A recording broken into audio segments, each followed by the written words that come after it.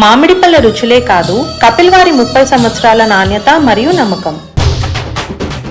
ఇళ్ళ చేతులకు జట్టలు గుట్ట, ఇళ్ళ కండ్ల కారం కొట్ట, ఇళ్ళకు దింపుడు గల్లంగాను బద్మాష్ లెక్కను ఏడికెళ్ళి మోపైనరా మీరంతా ఉత్తగా మందుసురు పోసుకుంటున్నారు. ఈ సొంటోళ్ళు అందరిని దొరకబట్టి ఏడికాడికి వాతలు పెట్టి ఇండియా బార్డర్ గేటుకు తోరణం కట్టాలి. షా ఏ మనుషులు మోపైతున్నారా లోకం మీద రాను. నేను ఎవరి గురించి చెప్తున్నానో మీకు ఇప్పటికే సమజయ్యే ఉంటుంది కదా.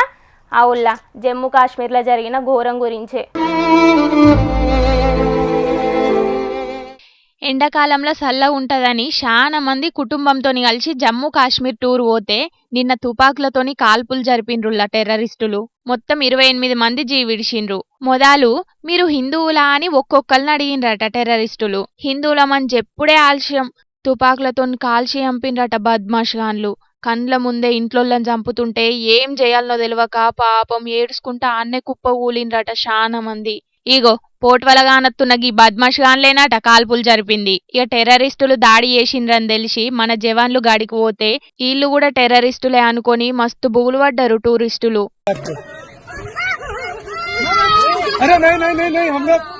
अरे हम लोग फौज हैं, हम लोग बैठो बैठो, हम लोग फौज हैं, बैठो बैठो अरे हम लोग फौजी हैं, कुछ नहीं करेंगे, आपकी सेफ्टी के लिए आए हैं, आपकी सेफ्टी के लिए आए हैं, बैठो बैठो बैठो बैठो, आपकी सेफ्टी के लिए आए हैं, हम इंडियन आर्मी हैं, बैठो, ये इंडियन आर्मी आप लोग. ఆగో చూసిండ్రా పిల్లగాడు బుగులు పడుతుంటే నా బిడ్డను ఇడిచిపెట్టుండ్రని తల్లి ఎట్లేడుతున్నదో. అరే అమ్మ మేము ఇండియన్ ఆర్మీ, మీరు భయపడకుండ్రి అని జవాన్ చెప్తున్నా కూడా వాళ్ళకి ఇంకా బూలు పోతలేదు. ఆవు మరి సినిమాలల్లా టెర్రరిస్టులను చూస్తేనే మనం మస్తుగా బూలు పడతాం. అసొంటిది కండ్ల ముందే తుపాకులతోని కాలుతుంటే గిల్లెంత గజ్జున వణికిండ్రో పాపం. ఇగో పాపం గీ అక్క లగ్గమయ్యి 6 రోజులే అయిందట. హనీమూన్ కని జమ్మూ కాశ్మీర్ వచ్చిండ్రట. ఇక టెర్రరిస్టులు ఆమె భర్తను కాల్చే వరకు ఆన్నే కుప్ప ఊలింది. టెర్రరిస్టులు టూరిస్టుల మీద అటాక్ ఎత్తుంటే సయ్యద్ ఆదిల్ హుస్సేన్ షా అనే గీ అన్న టెర్రరిస్టులకు ఎదురు తిరిగిండట. ఇక అన్నను కూడా చంపేసిండ్రట టెర్రరిస్టులు. పాపం కాశ్మీర్లా టూరిస్టుల కోసం గుర్రం సవారీలు చేసుకుంటా బతుకుతున్నాడట గీ అన్న. వాళ్ళ ఇంట్లోళ్ళందరూ గీ అన్న మీదనే ఆధారపడ్డారట. కన్న కొడుకు జీవిడిచిండని తెలిసి పాపం కన్న తల్లి ఎట్లేడుతుందో చూడుండ్రి. మతం కంటే మానవత్వం గొప్పదని సాటి చెప్పిన గీ అన్న నిజంగా షానే గ్రేటే అనుకుంటా నివాళులర్పిస్తున్నారు అందరూ. జమ్మూ కాశ్మీర్లో జరిగిన ఉగ్రదాడి మీద దేశంలోన్న చాలా మంది నిరసనలు చేసుకుంటా జీవిడిచినోళ్లకు నివాళులర్పించిండ్రు. గింత ఘోరం చేసిన టెర్రరిస్టులకు గట్టిగా గుణపాఠం చెప్పాలని కోరుకుంటుండ్రు. దాడి ముచ్చట తెలవంగానే బయటి దేశంలోన్న మోదీ సారు ఎంబట తిరిగొచ్చిండు. జవాన్లను అలర్ట్ చేసి హెలికాప్టర్లతోని డ్రోన్లతోని కాశ్మీర్ మొత్తం జల్లెడబడుతున్నారు టెర్రరిస్టుల కోసం. ఇక దాడి జరిగిందని తెలవంగానే జమ్మూ కాశ్మీర్కు టూర్కు పోయిన చాలా మంది భయంతోని తిరగత్తున్నారు. టెర్రరిస్టులు చేసిన దాడికి ఖచ్చితంగా ప్రతీకారం తీర్చుకుంటాం, దీని వెనుక ఎవ్వలున్నా ఇడిచిపెట్టమని చెప్పిండ్రు సెంటర్ సర్కారోళ్ళు. చూడాలే మరి ముంగట సెంటర్ సర్కారోళ్ళు ఏం చేస్తారో.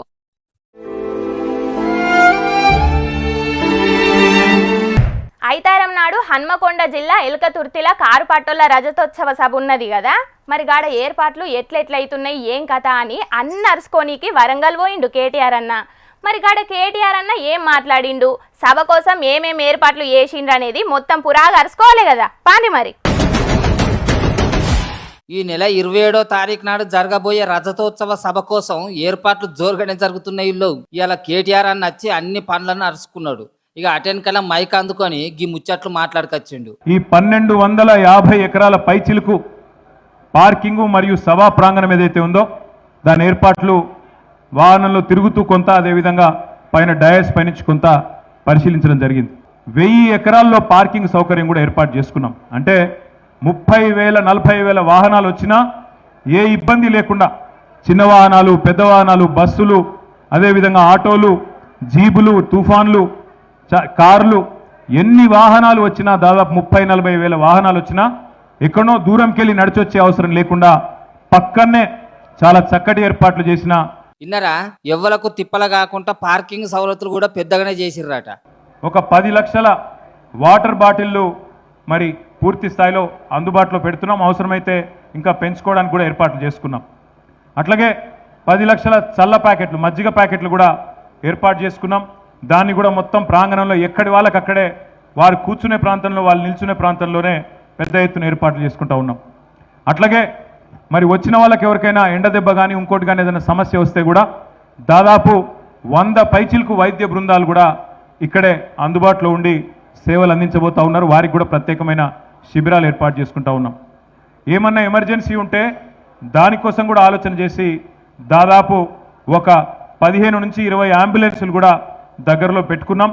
వాటిని కూడా ఏమన్నా ఇబ్బంది ఉంటే వెంటనే మనం వైద్య సహాయం అందించడానికి వాటిని కూడా ఏర్పాటు చేసుకున్నాం. అన్నదమ్ముళ్ళు వస్తున్నారు, గులాబీ దండు కదులుతున్నది కాబట్టి వారందరి సౌకర్యం కోసం వచ్చిన వాళ్ళకి, ఎందుకంటే ఎండాకాలం మరి ఇబ్బంది కూడా ఉంటుంది కాబట్టి మరి చుట్టుపక్కల అన్ని ప్రాంతాల్లో కూడా చాలా పెద్ద ఎత్తున తాత్కాలిక టాయిలెట్ల నిర్మాణం కూడా కొనసాగుతున్నది. ఎందుకంటే కాంగ్రెస్ గవర్నమెంట్ కాబట్టి మాకు వీళ్ళ కరెంటు మీద కూడా నమ్మకం లేదు. ఎందుకంటే కాంగ్రెస్ వచ్చినాక కరెంట్ ఎంత అవుతుందో నాకంటే బాగా మీకే తెలుసు. అందుకే దాదాపు 200 జనరేటర్లు కూడా ప్రత్యేకంగా ఏర్పాటు చేసుకున్నాం. అగ్గో చెయ్యి పార్టీల ఏలుబడి మీద నమ్మకం లేక 200 జనరేటర్లు కూడా తయారు పెట్టుకున్నారట కదా. కేసీఆర్ గారు బహుశా దాదాపు 4:30 గంటలకే ఇక్కడ చేరుకుంటారు. చేరుకొని 5-5:30 గంటలకి సమావేశం ప్రారంభమవుతుంది. ఎక్కడికక్కడ గులాబీ జెండాలు ఎగరవేసి మా సైనికులందరూ బయలుదేరాలి. అట్లాగే రాష్ట్ర వ్యాప్తంగా ఉండే మున్సిపల్ డివిజన్లలో కూడా ప్రతి మున్సిపాలిటీలో ప్రతి డివిజన్లో ఇవాళ జెండా ఎగిరేసి అక్కడి నుంచి మనం వరంగల్కు బయలుదేరాలి. ఇదేదో గవర్నమెంట్ మీద పోరాటానికో ఇంకో దానికో ప్రజలను రెచ్చగొట్టడానికో చేస్తున్న కార్యక్రమం కాదు.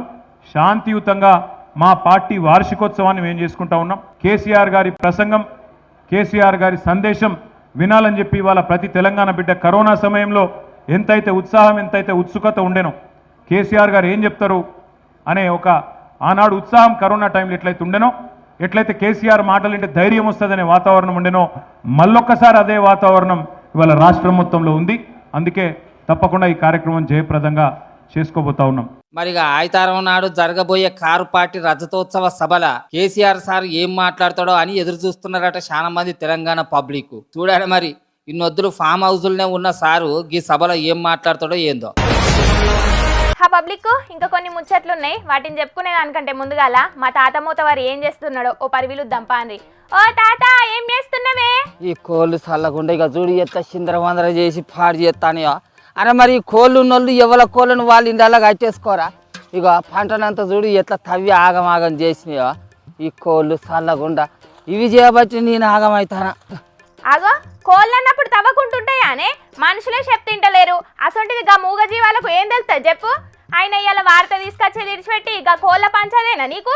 నీకేం తక్కువ చేసిండే? కావాలన్నది అల్లా కొని పెడుతుంది, తింటారన్నది అల్లా వండి పెడుతుంది. నీకేం తక్కువ చేసినా గిట్ట చేసినావే? నేను సావరానే సప్పుడెక్క నువ్వు చేసిన కథలకు బుద్ధినే అనే కొంచెం అన్న గాడిద లెక్క పెరిగినావు. చెప్పినది వినకుండా గింతగానం చేసినావు. ఎంతకని చేయాలి ఇంకా నన్ను మీరు చేయబట్టి సావనానే మళ్ళీ నాకెళ్ళే. దీనికేం పుచ్చింది గప్పలను గట్టకనం కొట్టబట్టి ఏం పుచ్చిందా నీకు? నీ ఎత్తు పొలం పట్టుకుని గంటకనం కొడతాను. ఏంది ఏం పుచ్చిందని గంటకనం కొడతాను చెప్పు. ఏంది ఆ పొల్ల ఎందుకు కొడతాను దాన్ని అడుగు. అవును ఎందుకక్క గా సెల్లును గంతగానం కొడుతున్నావు? ఏం చేసినావు రా బుజ్జి నువ్వన్నా చెప్పు. ఇంటర్లో ఫెయిల్ అయినా కొడితే పేలైన పొల పాస్ అవుతా. అదే అసలు ఇక్కడ ఉన్న దాని అయితే ఏడాది పొడుగుతా నడిట్లో కూర్చుని పెట్టుకొని కొట్టాను ఇంటివి నువ్వు. ఇప్పుడు కొడతాను ఈయన కొడానా? కాలేజీ నుంచి ఈ పొల్ల ఇంటికి రాగానే పలకపోని చేతిలో పెట్టక ముందు ఉండాలి ఈ ఇగురం. ఇప్పుడు కొడితే ఏమవుతుంది చెప్పు? బాగా ఇగురం కలదా అని చెక్క కొడతానవా? చెట్టు అంతా పొలను పట్టుకొని చెట్టా చెట్టా అని కొడతాను ఇగురం తక్కువది. నువ్వు ఇట్రా పొల ఇట్రా నీ పొల్లకు వారెత్తు. అరే నిన్న ఇంటర్మీడియట్ రిజల్ట్స్ వచ్చినాయి కదా, గా ఎగ్జామ్లో ఫెయిల్ అయినట్టున్నది బుజ్జి. ఆయన మా తాత చెప్పినట్టు ఫెయిల్ అయిన పిల్లగాళ్ళకు వాళ్ళ అయ్యవాళ్ళు ధైర్యం చెప్పాలి. కానీ ఇట్లా కొడితేనో తిడితేనో పాస్ అవుతారా? సప్లిమెంటరీ పరీక్షలనైనా మంచిగా రాయి బిడ్డ అని ధైర్యం చెప్పాలి. బుజ్జి నీకైనా బుద్ధి ఎత్తలేదా? నీ పని ఏంది? చదువుకునుడు. అది ఇడిచిపెట్టి ఇంటికి రాగా పలకపోన్లలో మూతులు పెట్టి కూర్చుంటే పరీక్షలలో ఫెయిల్ కాకపోతే ఇంకేమవుతావు చెప్పు? నీకు కొద్దిగా బుద్ధి జ్ఞానం ఉన్నదా? మీ అయ్య అవ్వ ఇప్పుడు ఉపాసం వండుకుంటా కూలినాలు చేసుకుంటా ఆ వచ్చిన పైసలతోటి నీ తమ్ముడు నిన్ను కూర్చుండా పెట్టి చదివిపిస్తాను. అసలు నీకెంత సోయిండాలి, నువ్వెంత మంచిగా చదువుకోవాలి. కొద్దిగా బుద్ధి లేదు, జ్ఞానం లేదు. అవును మా తాత చెప్పింది 100% కరెక్టు.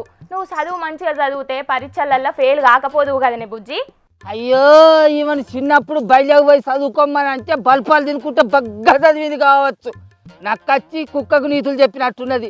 నువ్వు ముందుగా రాసిచ్చిన వార్తలు మంచిగా చదవరాదు, అజంక మందికి నీతులు బగ్గనే చెప్పుదు. కానీ ఈ ముసలోడు నా ఉన్న ఇజ్జత్ అంతా తీసేస్తున్నాడు కదా. నేనేమన్నానే చదువుకుంటే మంచిగా ఉండు కదనే బుజ్జి అని చెప్తున్నా, అది తప్ప?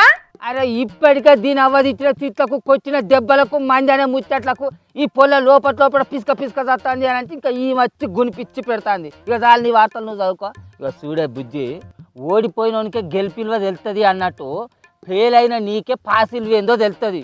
కాబట్టి ఇప్పటికైనా కూడా జరగబోయే పరిష్కారాల్లో మంచిగా కూర్చొని మంచిగా చదువు, సరేనా? ఎగ్జామ్లు మంచిగా రాసిన తర్వాత పేపర్ దిద్దులే మంచి దిద్దలే కావచ్చు, అందుకే నేను ఫెయిల్ అయినా. మూతి మీద గుద్దితే ముంగడి పండాన్ని రాలాడు ముంగిస్తా ముఖం దాన. ముఖం అందం లేక అద్దాన్ని తిట్టిందట వెనకటికే వద్దు నీ అసొంటిది. నువ్వు సొక్కంగానే రాసినావు కానీ నీ పేపర్లు దిద్దటోళ్ళే నిన్ను ఫెయిల్ చేసినారు. అయితే కానీ ఒక్క పేపర్ అంటే ఫెయిల్ చేసిర్రు అని అనుకుందాము.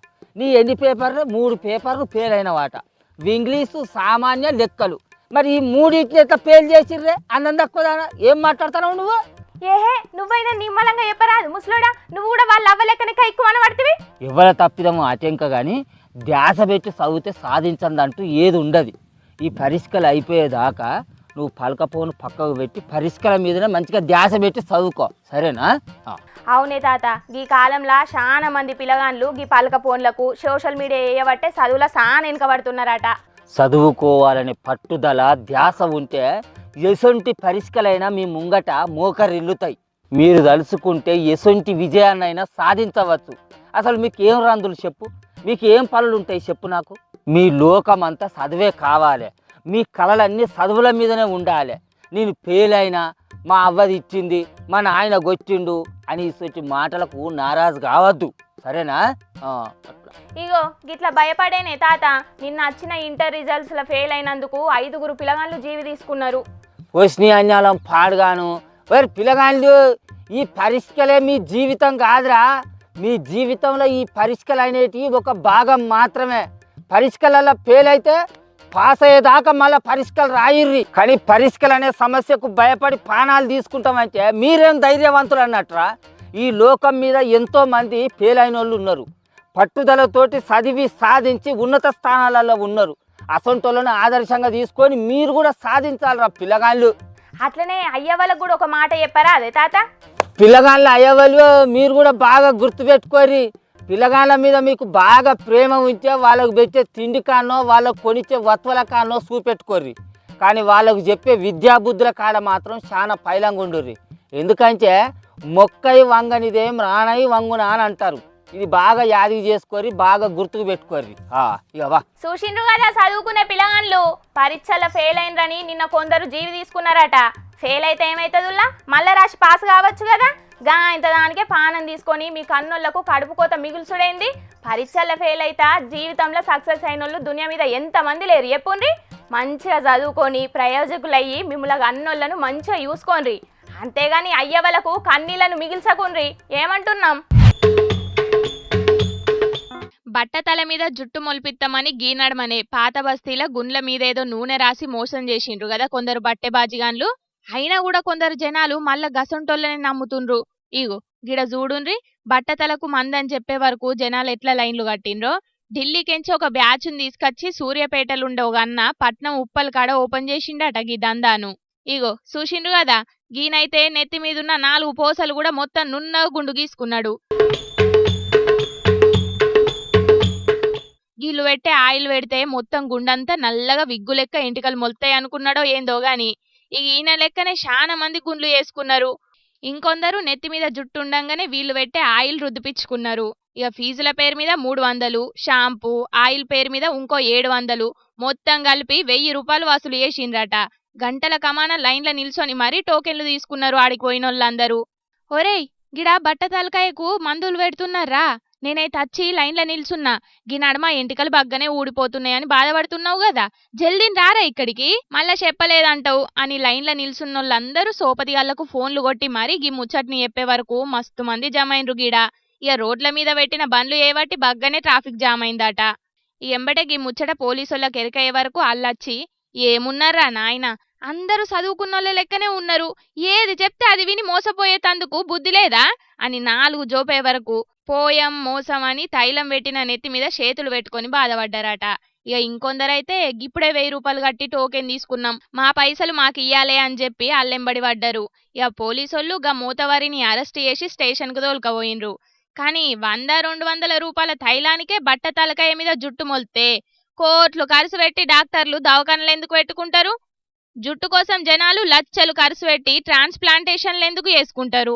అయినా గింత చిన్న లాజిక్ ఎట్లా మిస్ అవుతుండ్రో ఏందో జనాలు. గీళ్ళ గుండ్ల మీద జుట్టు మొలుసుడు కాదు గాని తెల్లారే వరకైతే ఎంతమంది గుండ్ల మీద ఎన్ని దద్దుర్లచ్చి పాడైతాయో ఏమో పోన్రి. చూసిండ్రు కదా పబ్లిక్, మోసపోయినోళ్ళు ఉన్నంత కాలం మోసం చేసేటోళ్ళు గిట్లనే మోపైతుంటారు. జర పైలం మరి.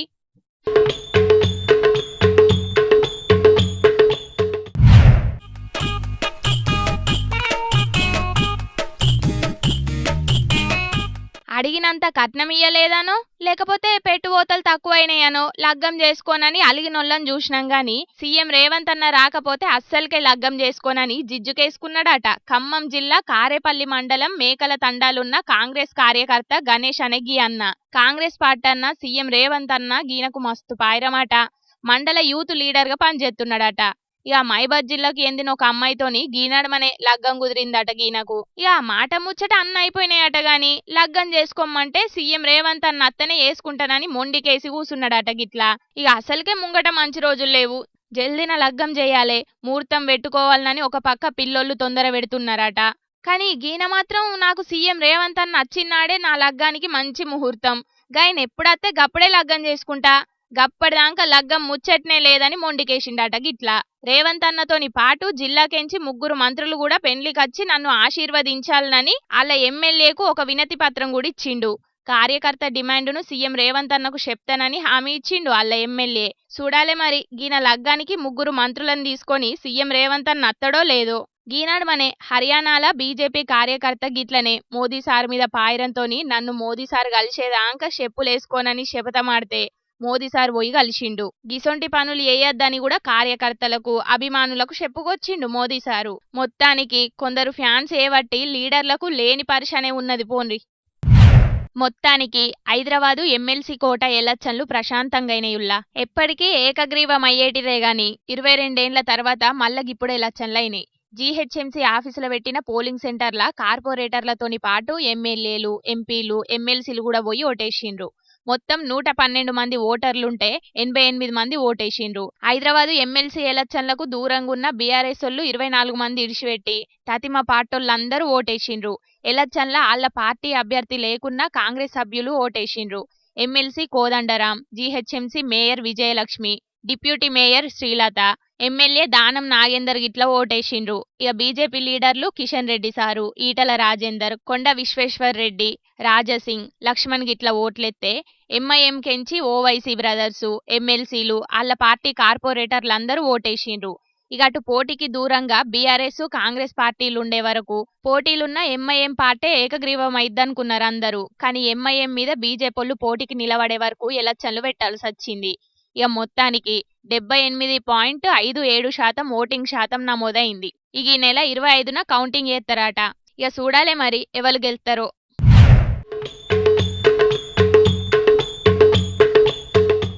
వారేవా గీ రైతుల ఆలోచన చూసిండ్రా అనుల్లా. డ్రోన్లతోని వడ్లనెట్ల తూర్పాల పడుతున్నారో. మైబాద్ జిల్లా దాట్ల కాడున్న గీ రైతన్న హార్వెస్టర్ తోనే పొలం అంతా కోపిచ్చిండట. ఇక మార్కెట్కు కొంటపోతే తాల్బీల్ అని చెప్పి రేట్లలో కోత పెడుతుంటారు కదా ఆఫీసర్లు, గందుకే అనలేదన్నా చెత్తనో బిత్తనో ఉంటే పోవాలని ముందుగానే కుప్పపోసిన వడ్లన్నీ గిట్ల డ్రోన్ సాయంతోని గాలికి తూర్పాల పట్టిండన్నట్టు. షేన్ల శెలకల మందు కొట్టనీకి గిప్పటికే చాలా మంది గిసొంటి డ్రోన్లు వాడుతున్నారు. ఇక ఇప్పుడు వడ్లను సుతం తూర్పాల పట్టనీకి అన్న చేసిన డ్రోన్ ఆలోచనను చూసి తారీఫ్ ఎత్తున్నారు అందరూ. అంతే కదా నుల్లా. మార్కెట్కు పట్టుకపోయినాక తాల్ పేరు మీద రేట్లను కత్తిరించుకునే దానికంటే ఇదేదో పంట చేన్ల కన్నే మంచిగా పోతం పెట్టుకొని పోతే అటు మంచి రేటు కలిసి వస్తుందని గీ ఆలోచన చేసిండ్రు అన్నట్టు. హా పబ్లిక్ తెచ్చిన కాడికి ముచ్చట్లన్నీ చెప్పేసిన ఎట్లున్నాయుల్లా, మస్తు మస్తుగున్నాయిలే. ఇక ఇవుల్లా తాజా పంట సమర్పించు ఎల్టీ జోర్దార్ వార్తలు. మళ్ళొచ్చే జోర్దార్ వార్తలల్లా మస్తు జోర్దార్గా అందరం కలుసుకుందాం. అప్పటిదాకా ఏం చేయాలనో ఎరకనే కదా, చూస్తూనే ఉండుండ్రి హెచ్ఎం టీవీ. అట్లనే ఇంకిన్ని మంచి మంచి వార్తల కోసం HMTV యూట్యూబ్ ఛానల్ను తప్పకుండా సబ్స్క్రైబ్ చేసుకోండి. గిసొంటి ముచ్చట్లు ఆడ మస్తు ఉంటాయి. అన్ని ముచ్చట్లు మీ దాకా చేరాలంటే తప్పకుండా గంట కొట్టుండ్రి, లైక్ చేయండి. ఈ ముచ్చట్లను మీ దోస్తులందరికీ షేర్ చేయండి. ఏమంటున్నాం? సరే మరి ఉంటా. టాటా, నమస్తే.